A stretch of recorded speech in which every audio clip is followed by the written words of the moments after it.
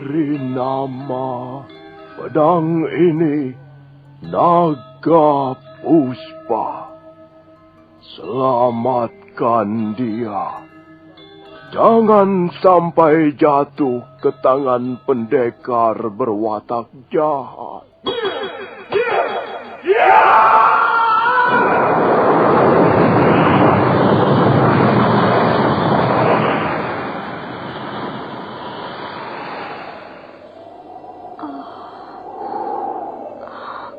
Kakang Kamandanu, kau masih juga tidak percaya bahwa aku mencintaimu. Mesin, maafkan aku, Mesin. Mesin. Mesin!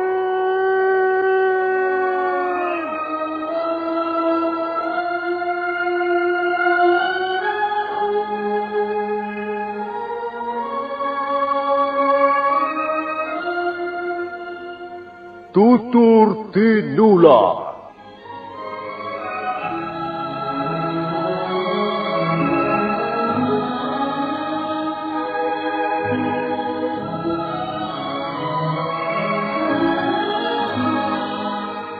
Sebuah sandiwara radio serial, produksi Sanggar Cerita dan teater Sanggar Prativi.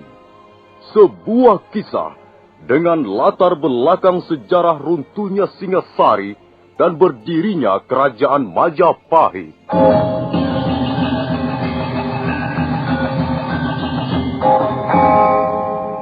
Sandiwara ini didukung oleh pemain-pemain radio yang sudah ternama. Ferry Fadli, Yvonne Rose, dan Eli Ermawati.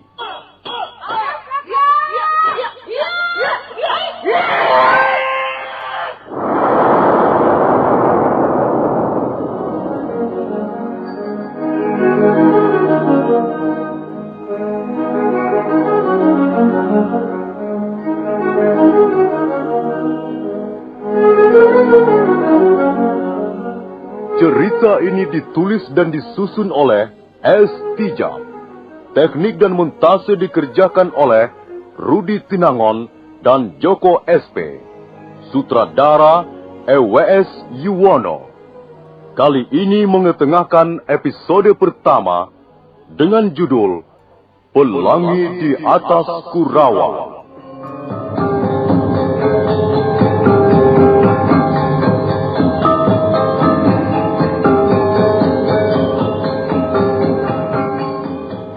Dalam seri yang ketiga ini, didukung oleh para pemain.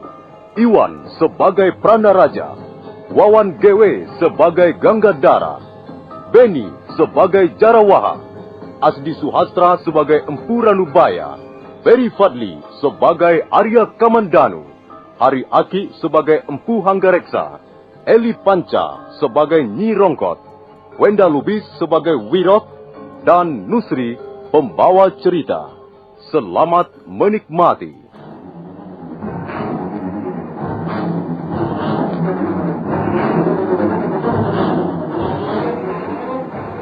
Pranaraja akhirnya turun tangan karena dirasa sikap petani tua itu sudah keterlaluan. Sebagai orang berpangkat yang sedang mengemban titah raja, dia merasa tersinggung dan diremehkan. Kemudian, dia memerintahkan agar Jarawaha dan Ganggadara bertindak.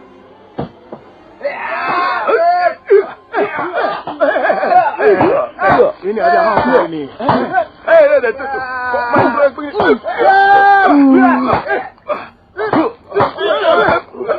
Tiga. Mundur Jarawaha, menepilah Ganggadara. Si tua bangka ini agaknya punya kepandaian juga, Tuan. Mundur kataku. Patua. Jadi kau mau pamer kepandaian di depan kami? Hah? Apa? Aku mau pamer kepandaian? Teman-temanmu itulah yang sok jago. Mentang-mentang prajurit Singasari, lalu main tendang, main pukul, main keroyok. Ya, tentu saja aku tidak mau diperlakukan seperti itu. Kalau kau masih berkeras tidak mau melayani kami dengan baik, Hah? aku yang akan turun tangan. Sekarang ternyata kau yang ingin pamer kepandaian di depanku. Pak Tua, lihat. Lihat. Aku membawa tanda pengenal dari istana. Kau tahu artinya? Hah? Tidak. Kurang ajar. Jawabanmu semakin memerahkan telinga. Aku sendiri yang akan menghajarmu, Pak Tua.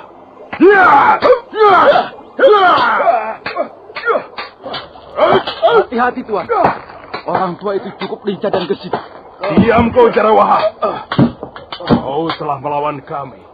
Dan itu berarti melawan pemerintah Singasari. Terserah. Aku tidak merasa berbuat yang merugikan kalian.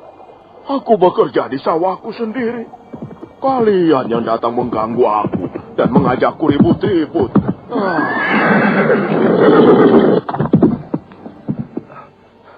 Ada apa, Paman Ranubaya? Mereka itu yang punya persoalan. Tanya saja pada mereka. Kalau tidak salah, tuan-tuan adalah prajurit Singasari. Iya, kami memang prajurit Singasari. Kami datang ke Kurawan ini untuk mengemban titah Prabu Kertanegara. Oh, begitu. Lalu mengapa sampai ribut dengan Paman Ranubaya? Orang tua itu tidak tahu sopan santun. Dia sama sekali tidak memandang kami sebagai utusan raja. Kalau aku menggunakan hak dan wewenangku sebagai panglima muda, maka dia bisa dihukum cambuk 100 kali. Sudahlah, Kamandanu. Hantarkan mereka itu ke rumah orang tuamu. Oh, jadi tuan-tuan bermaksud mengunjungi rumah kami? Iya, kami mau menemui Empu Hanggareksa. Empu Hanggareksa adalah orang tua saya, Tuan. Kalau begitu, kebetulan sekali, Tuan. Kita ikut saja anak muda ini pulang ke rumahnya. Benar kau putra Empu Hanggareksa? Benar, Tuan. Mari, Tuan. Rumah saya tidak terlalu jauh dari sini. Tinggal 20 pa lagi.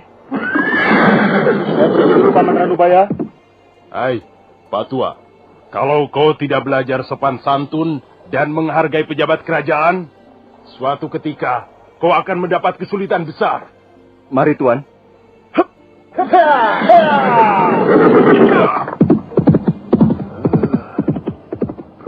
Prajurit Singasari. Apa yang mereka andalkan sebenarnya? Singasari, negeri buatan Kenaro. Aku melihat mendung tebal bergulung-gulung dari segala penjuru. Ya, aku melihat bencana besar akan menimpa dirimu, Singasari.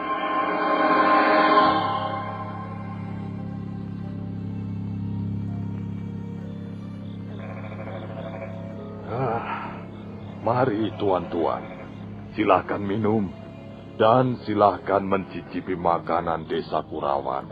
Terima kasih Tuan Hanggareksa.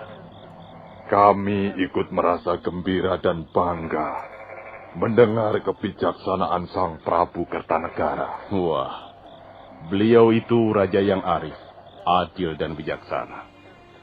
Beliau tak pernah melupakan budi baik seseorang, sekalipun orang itu berasal dari kalangan bawah. Kita semua ikut menikmati hasil yang telah dicapai pemerintah Singasari. Ya, benar Tuan. Dengan diresmikannya prasasti Camunda, maka siapa saja yang dianggap berjasa membantu Singasari melebarkan sayapnya akan mendapat hadiah. Dan dalam hal ini, tak terkecuali Tuan Hanggareksa, sebagai seorang ahli membuat senjata. Tentulah jasa Tuan tidak dapat dianggap kecil. Bukan begitu, Jarawaha? Betul, Tuan. Betul sekali. Ya. Bagaimana seorang prajurit bisa berbuat banyak di medan peperangan kalau tidak dibekali senjata yang ampuh? Dan senjata buatan Tuan Hanggareksa sudah terkenal ampuh.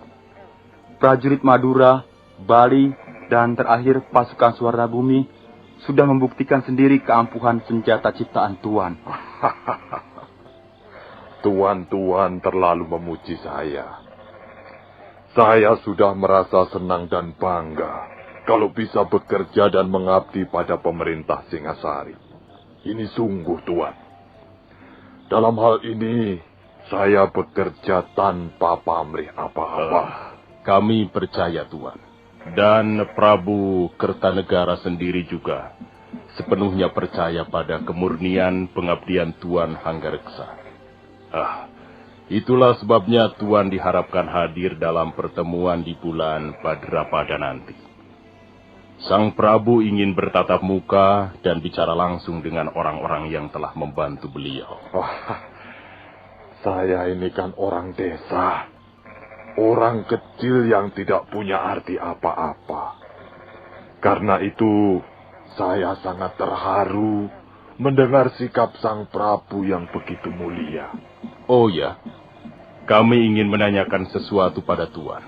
Soal apa, Tuan Pranaraja? Sebelum kami bertemu dengan Arya Kamandano, putra Tuan, kami sempat bertengkar dengan seorang petani tua yang sedang mencangkul saluran air di sawahnya. Iya, betul Tuan. Wah, orang tua itu benar-benar kurang ajar sekali Tuan. Dia sama sekali tidak takut pada kami, walaupun tahu bahwa kami membawa amanat seorang raja. Ya, di samping kurang ajar, dia juga telah berani menghina pemerintah Singasari. Ini yang saya kira tidak bisa diampuni. Ya, saya pikir otaknya tidak genap lagi. Apa benar begitu, Tuan? Jangan hiraukan dia, Tuan-Tuan. Jangan dimasukkan ke hati. Putra Tuan memanggilnya dengan sebutan paman. Apakah Tuan masih tersangkut hubungan kerabat dengan orang itu? Oh, tidak, Tuan. Sama sekali tidak. Dia bukan sanak keluarga saya. Kami dulu memang pernah bersahabat. Tapi sekarang kami tidak pernah bertemu lagi. Walaupun masih satu desa. Mungkin benar seperti yang dikatakan Gangadara. Dia agaknya kurang beres otaknya. Ya, mungkin saja, Tuan. Soalnya saya sudah lama sekali tidak pernah bertemu dengannya. Siapa nama orang itu, Tuan? Namanya Empu Ranubaya. Sudahlah, Tuan. Lupakanlah saja. Dia barangkali tidak bermaksud sungguh-sungguh. Saya jamin, dia tidak akan berani mengganggu Tuan-Tuan lagi. Baiklah. Maaf, Tuan Hanggareksa. Kami ingin istirahat. Silahkan, Tuan-Tuan, silahkan. Ruangan sudah disediakan untuk sekedar, merebahkan badan. Maaf, beginilah keadaan rumah kami. Serba sederhana. Maklumlah rumah desa, Tuan. Ini sudah lebih dari nyaman, Tuan.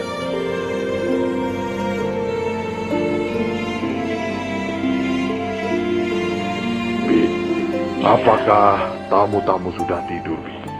Mereka sudah masuk ke ruangan tidurnya masing-masing, Gusti. Entahlah apa sudah tidur atau belum. Kemana Kamandanu dan Dwi Pangga?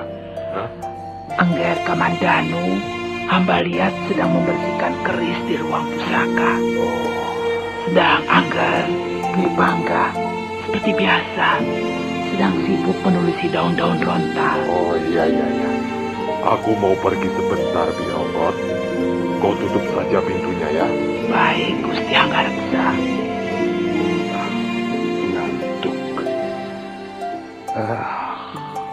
Apa enaknya tidur saja ya? Nanti kalau Bapak Guru mencari, bagaimana?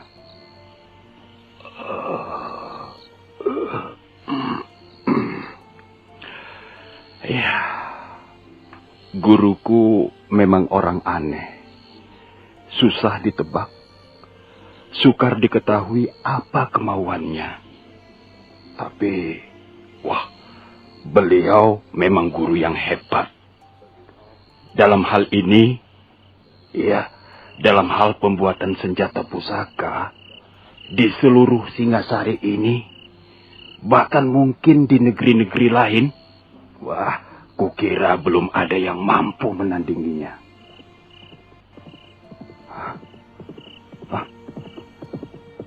Siapa itu malam-malam datang kemari? Pasti orang yang ingin memesan senjata pusaka. Dia pasti kecewa. Sebab guru sudah tidak melayani pesanan senjata pusaka lagi.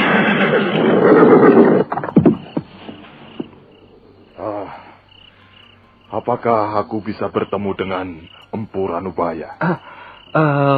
Bukankah Tuan... Ya, betul. Aku Hanggareksa, sahabatnya. Apakah kau Wirot? Iya, Tuan. Saya Wirot. Mana Kakang Ranubaya? Apakah aku bisa menemuinya?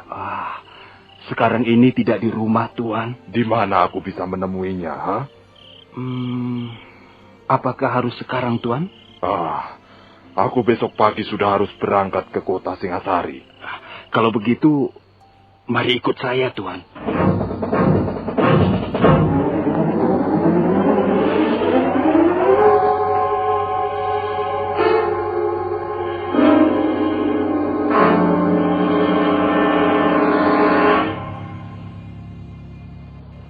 Wah, tidak ada, Tuan. Biasanya guru ada di sini. Apa yang dilakukannya di sini malam-malam begini, ha? Guru memang sering berlaku aneh. Beliau punya kegemaran yang tidak jamak dimiliki orang lain. Biasanya dia duduk di sini, di atas akar pohon ini, sambil memandang bulan yang berkaca di permukaan air sungai itu.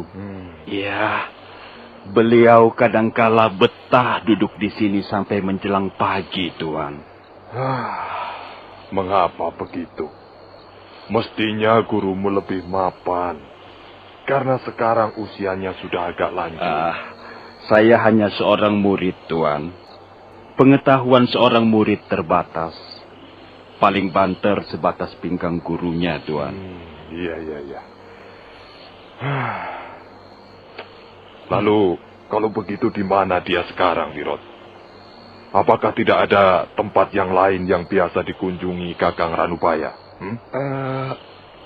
Ada, Tuan. Ada. Tapi sudah hampir 1 bulan ini beliau tidak mengunjungi tempat itu. Ya, siapa tahu dia ada di sana. Baiklah. Mari ikut saya, Tuan. Mudah-mudahan saja guru ada di sana. Ya.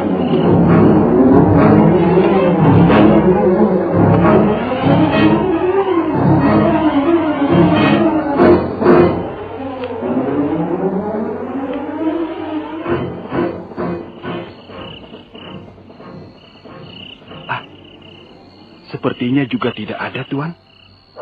Pintu gubuk sudah tertutup rapat. Gubuk jerami ini milik siapa, Wirot? Milik beliau juga, Tuan. Saya yang membuat. Tempat ini biasa dipergunakan guru untuk menikmati mangkok tuaknya, Tuan. Oh, begitu. Rupanya Kakang Ranubaya sudah bergaul dengan api dalam cawan itu. Iya. Kadangkala beliau mabuk dan tertidur di atas tumpukan sabut kelapa. Kasihan Kakang Ranubaya. Mungkin akhir-akhir ini dia banyak mendapat kesulitan dalam hidup. Rasanya tidak, Tuan. Beliau biasa-biasa saja. Hidupnya sangat sederhana. Yang jelas beliau tidak pernah memusingkan persoalan-persoalan duniawi. Kalau tidak, mengapa dia minum tua? Soal itu, beliau pernah berkata pada saya, Tuan. Wirot, aku tahu api ini panas. Bisa membakar hangus tubuhku, juga jiwaku. Tapi aku tidak takut terbakar. Bukan karena aku putus asa. Di dalam cairan ini aku bisa menemukan Ranubaya yang sesungguhnya. Bukankah seluruh isi dunia ini mabuk? Dan bukankah mabuk itu ada banyak ragamnya? Mabuk kekuasaan, mabuk pangkat dan harta, mabuk wanita, mabuk kebiar dan gemerlapnya ketenaran. Nah, aku sengaja memilih mabuk tuak saja, karena tidak berbahaya. Paling-paling aku sendiri yang akan mengalami bencana, dan bukan orang lain. Lagi pula, mabuk tuak murah harganya. Hanya 10 beribil sudah bisa sampai ke tujuan. Hah? Kakang Ranubaya berkata begitu, Wirot? Betul, Tuan. Hal itu sudah lebih dari 10 kali pernah dikatakannya pada saya. Pendapat seperti itu tidak benar. Aku tidak setuju. Tapi ini adalah hak setiap orang. Baiklah. Sekarang kemana lagi kita harus mencarinya, Wirot? Kemana lagi ya? Wirot, Iya. masih ada tempat lain yang biasa dikunjunginya? Ada, Tuan. Ada. Tapi apa lagi? Saya tidak berani mengantar Tuan ke tempat itu. Mengapa kau tidak berani? Tempat itu letaknya di belakang bukit kecil ini, Tuan. Kalau di mana-mana tidak ada, biasanya guru ada di situ. Ya, kalau begitu antarkan aku ke sana. Tidak, Tuan. Saya tidak berani. Sungguh. Soalnya jalannya gelap sekali, Tuan. Dan angker, Tuan. Saya tidak berani melewatinya malam-malam begini, Tuan. Baiklah, Wirot. Tidak usah kau mengantar aku. Tunjukkan saja jalannya. Aku akan mencarinya sendiri. Tuan, mengapa Tuan tidak sabar menunggu sampai besok? Saya kira besok pagi beliau sudah kembali ke rumah. Tidak, Wirot. Tidak. Aku membutuhkan gurumu malam ini juga. Kalau begitu, baiklah, Tuan. Tuan terus saja menyusuri pematang sawah ini. Sampai di sebuah pohon yang besar dan rindang, Tuan belok ke arah selatan. Iya. Selanjutnya Tuan bisa mengikuti jalan setapak di seputar pinggang bukit. Lalu di mana letaknya tempat yang biasa dikunjungi Kakang Ranubaya? Tuan akan menemukan sebongkah batu yang sangat besar, yang bentuknya menyerupai payung raksasa. Iya. Nah, di belakang sebongkah batu itulah biasanya guru saya berada. Tapi, harap Tuan berhati-hati. Saya khawatir hantu bertopeng itu akan muncul malam ini. Jadi kau takut hantu bertopeng, maka tidak mau mengantarkan aku, begitu? Benar, Tuan. Hantu itu, menurut cerita guru saya, sangat kejam, Tuan. Apalagi bagi orang yang belum dikenalnya dan baru pertama kali melewati daerahnya. Ya, sudahlah. Kau boleh kembali, Wirot. Biar aku temui sendiri gurumu. Sekalian aku ingin berkenalan dengan hantu yang kau katakan itu.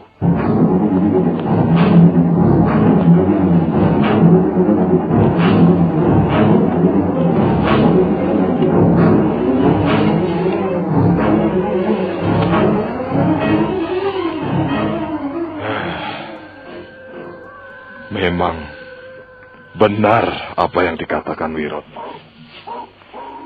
Gelap sekali tempat ini. Untung aku sempat mencabut obor minyak jarak di depan gubuk itu tadi. Kalau tidak, mataku tidak bisa melihat apa-apa. Tempat ini memang menyeramkan. Untuk apa Kakang Ranubaya pergi ke tempat seperti ini malam-malam begini? Empu Hanggareksa baru saja akan melangkah untuk melanjutkan perjalanannya ketika mendadak sebuah bayangan berkelebat ringan. Kurang ajar. Siapa kau? Bayangan itu tidak menjawab sapaan Empu Hanggareksa, melainkan terus menyerang. Jawab pertanyaanku. Kaukah hantu yang menunggu tempat ini?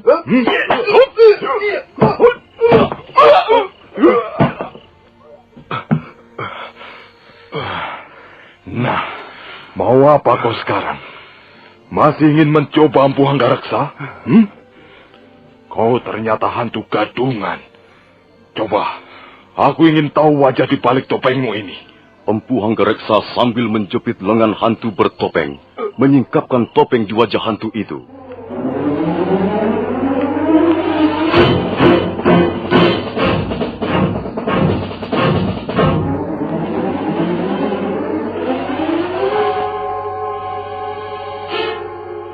Topeng putih yang terbuat dari bulu kambing domba itu tersingkap.